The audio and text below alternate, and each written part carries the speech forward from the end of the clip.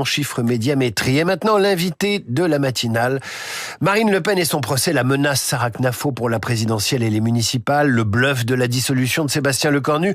Pour en parler avec nous ce matin, l'un de nos meilleurs politologues, Pascal Perrineau, professeur des universités et auteur aux presses universitaires de France du goût de la politique.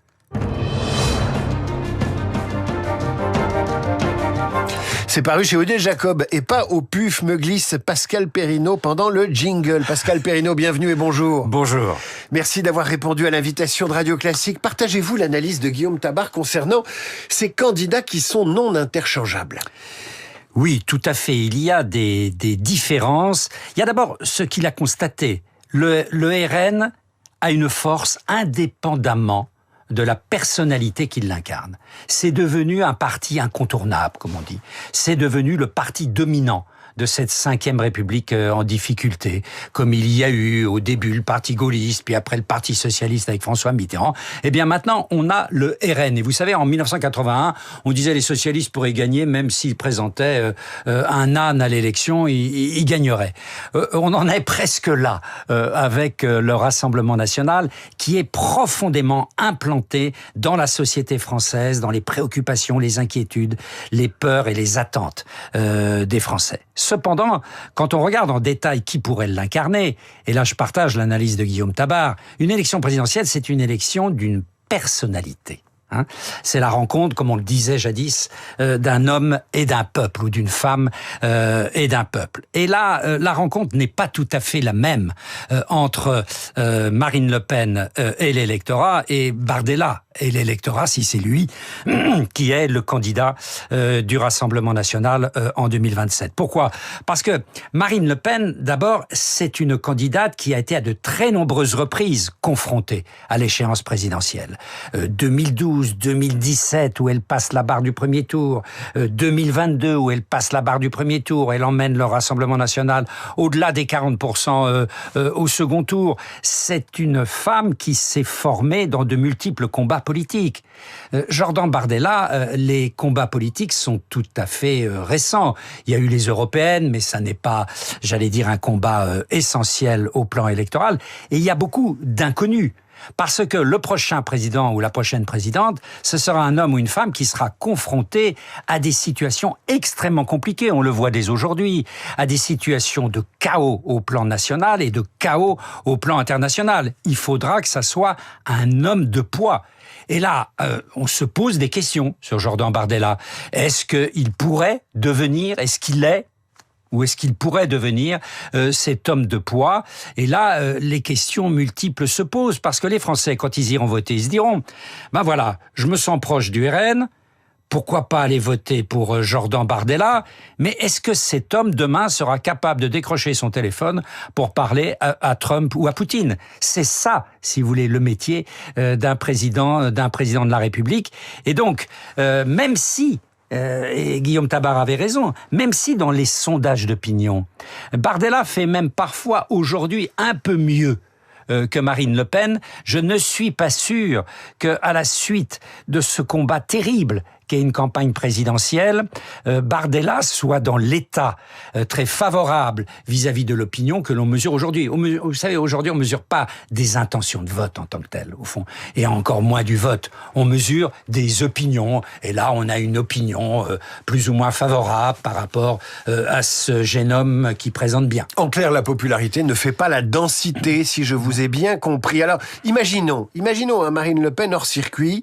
Il y a une relève. La relève est jeune, vous l'avez dit, Jordan Bardella, mais il y a également Marion Maréchal au Rassemblement national, et puis chez Reconquête, il y a un jeune espoir assez redoutable, c'est Sarah Knafo qui peut faire du mal déjà au Rassemblement national dans les municipales à Paris. Tout à fait. On le voit déjà dans les intentions de vote qui sont mesurées sur Paris. Sarah Knafo existe. Et elle existe davantage. Elle n'a plus très loin de la barre des 10%. Or, c'est important, la barre des 10% des suffrages exprimés, parce que si on a 10%, on peut se maintenir au second tour et donc profondément perturber le jeu. Et Sarah Knafo existe beaucoup plus que le candidat, par exemple, qui va emmener le Rassemblement national. Donc, Sarah Knafo pose un problème à la droite extrême. Mais elle pose un problème plus large. Parce qu'on voit bien que dans un électorat qui est un peu essoufflé, qui est un peu inquiet, qui est à la recherche de nouvelles têtes, de nouveaux rôles, Sarah Knafo apparaît comme, j'allais dire, une nouveauté dans l'offre politique. Et puis, on le voit dans ses premières prestations télévisées, il y a une habileté, une apparente maîtrise des dossiers, qui fait que c'est quelqu'un avec lequel il va falloir compter à l'élection parisienne. Et on sait que l'élection parisienne, dans l'histoire des élections municipales, c'est une élection qui donne très souvent des appétits nationaux par la suite. Alors justement, parlons-en de cette élection parisienne, même si Paris n'est pas la France, il faut le rappeler. Est-ce que vous pensez que la droite et le centre peuvent faire gagner l'alternance après 24 ans de socialisme municipal? On n'y pense pas à ces 24 ans, mais ça passe vite en fait depuis le premier mandat de Bertrand Delanoë. En effet, on est peut-être à la fin de ce socialisme municipal qui a été inauguré par Bertrand Delanoë, puis ensuite prolongé par Anne Hidalgo. Cependant, l'affaire est loin d'être faite. Parce que quand vous regardez les intentions de vote, pour l'instant, les deux listes, celle emmenée par Emmanuel Grégoire, le candidat du Parti socialiste, et celle emmenée par Rachida Dati, sont véritablement roue dans roue. Donc ça va se passer au couteau.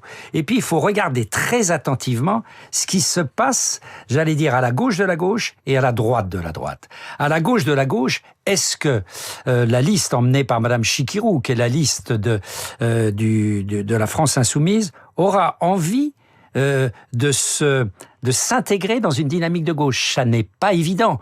On voit bien que la thématique de LFI aujourd'hui, c'est se payer les socialistes. Est-ce qu'il n'y aura pas la volonté, si elle dépasse les 10%, de se maintenir pour tenter de faire échouer la victoire socialiste? Et même chose, ou même problématique, si vous voulez, à droite, avec ce dont nous parlions, Madame Knafo et la liste Dati.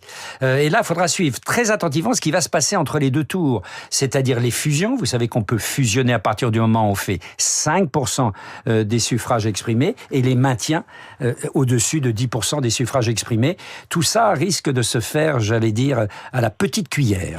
J'aimerais que vous nous donniez, pour vous, selon vous, l'enjeu de des élections municipales qui arrivent. C'est ça, c'est-à-dire le rôle des extrêmes dans cette élection, et qui va préfigurer peut-être leur poids dans l'élection présidentielle. Moi, la grande question, c'est véritablement la capacité de ce qui reste des grands partis de gouvernement, qui étaient le Parti socialiste à gauche et LR à droite, à maintenir à longueur de gaffe dans les grandes municipalités françaises les extrêmes. Par exemple, est-ce que le Parti socialiste maintiendra à longueur de gaffe LFI à Marseille ? Ça, c'est une véritable question, et on le retrouvera dans bien d'autres villes. Est-ce que LR maintiendra à longueur de gaffe le RN, qui est très ambitieux, pas tellement dans les grandes villes, mais qui est très ambitieux dans toute une série de villes moyennes, qui sont contrôlées aujourd'hui par des maires d'hiver droite ou des maires LR. Est-ce qu'au fond, est-ce que LR et le PS continueront à être les grands partis de gestion locale qu'ils sont aujourd'hui, ou est-ce que c'est, là aussi, le début de la fin? On l'a vu au plan national, où il ne pèse plus grand-chose, mais est-ce que ce sera également le cas au plan local, et en particulier au plan des municipales? C'est ça, la grande question des élections municipales. On a commencé avec le cas de Marine Le Pen et les risques qui pèsent sur sa carrière politique. Terminons avec le cas du Rassemblement national, et une question iconoclaste, compte tenu de ce que vous avez dit, mais je vous la pose quand même, parce qu'on a eu des surprises dans les élections présidentielle française, notamment en 2017 évidemment.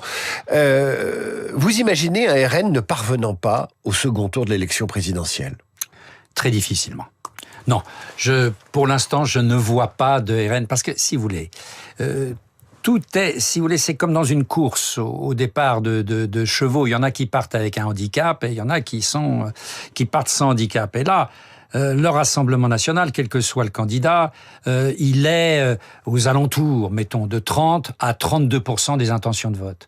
Le second, il est à 15 et même parfois en dessous de 15.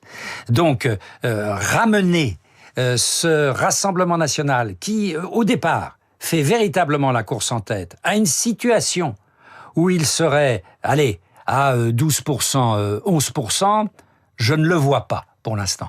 Il n'y a pas les éléments. Et la dernière enquête qui vient d'être publiée par l'Institut Verian pour Le Monde et qui suit maintenant depuis 30 ans l'image du Rassemblement national va dans le sens de ma réponse. Parce que cette enquête montre que jamais les idées du Rassemblement national, le projet du Rassemblement national, la capacité du Rassemblement national aux yeux des Français à exercer le pouvoir n'a été aussi grande. Pascal Perrineau, au micro de Radio Classique. Pascal, merci. Je rappelle le titre de votre dernier ouvrage, Le goût de la politique, paru chez Odile Jacob. À bientôt. À suivre le rappel des titres à la revue de presse d'Hervé Gattegno et nos esprits libres du mardi. Cécile Cornudet et Jean-François Colossimo, Radio Classique, 8